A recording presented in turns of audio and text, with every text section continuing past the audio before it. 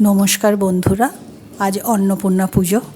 আমার বাড়িতে ছোট্ট একটু অন্নপূর্ণার মূর্তি আছে, আমি পুজো দিয়েছি বাড়িতে। সেটাই আপনাদের সাথে শেয়ার করছি আমি কিভাবে আমার বাড়ির অন্নপূর্ণা ঠাকুরকে পুজো দিয়েছি। চলুন আমার ঠাকুর ঘরে যাওয়া যাক।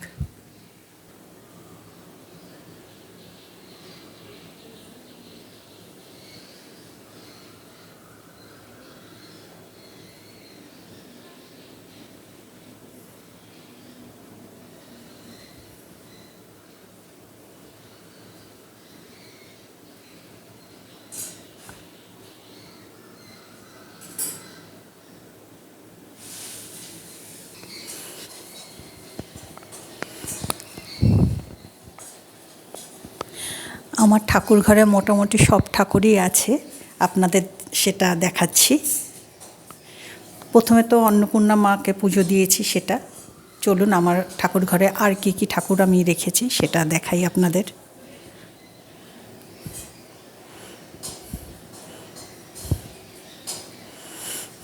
মা লক্ষ্মী স্থান, 3টে ধাপ আছে আমার ঠাকুর ঘরের। রাধা কৃষ্ণ আছে, জগন্নাথ বলরাম সুভদ্রা, মা কালী, সব মোটামুটি সব ঠাকুরই আমার ঠাকুর ঘরে আছে। আমি সবাইকেই পুজো দিই।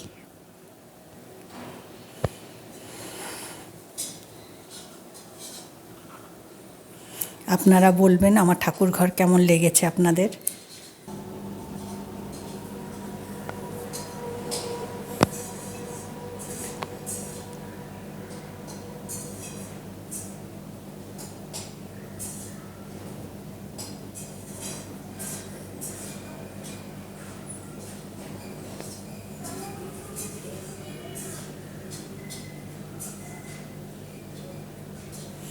আমার ঠাকুর ঘর আমি কিভাবে সাজিয়েছি একটু দেখালাম।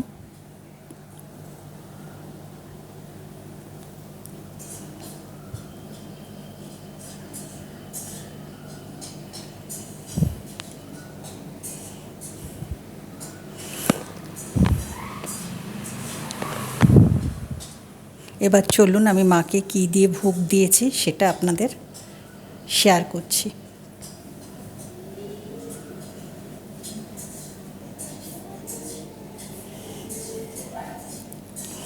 আমার অন্নপূর্ণার মূর্তিটা খুব ছোট, সেটা আমি চেঞ্জ করি না, কারণ এই মূর্তিটা আমাকে বেনারস থেকে এনে দিয়েছিল। তাই মা ছোট হোক বড় হোক মার মূর্তি, মা তো মাই হয়, তাই আমি আর মূর্তি চেঞ্জ করিনি। আমি আজকে মাকে ফ্রায়েড রাইস, 5 রকম ভাজা, আলুর দম, পনির আর পায়েস দিয়ে ভোগ নিবেদন করেছি।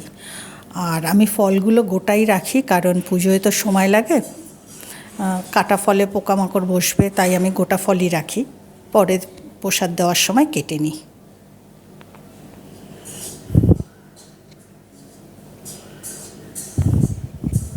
আমি আমার মতনভাবে মাকে পুজো দিয়েছি। আপনাদের যদি কোনো মন্তব্য থাকে আপনারা জানাবেন, আর আমার বাড়ির পুজো কেমন লেগেছে সেটাও জানাবেন। ভিডিওটা ভালো লাগলে লাইক ও শেয়ার করবেন এবং আমার চ্যানেলটি সাবস্ক্রাইব করবেন। আজকে মার পুজো, মা সবার মঙ্গল করুক, মার কৃপাদৃষ্টি সবার মাথার ওপরে থাকুক, এই বলে আমার ভিডিওটা শেষ করছি। জয় মা অন্নপূর্ণার জয়।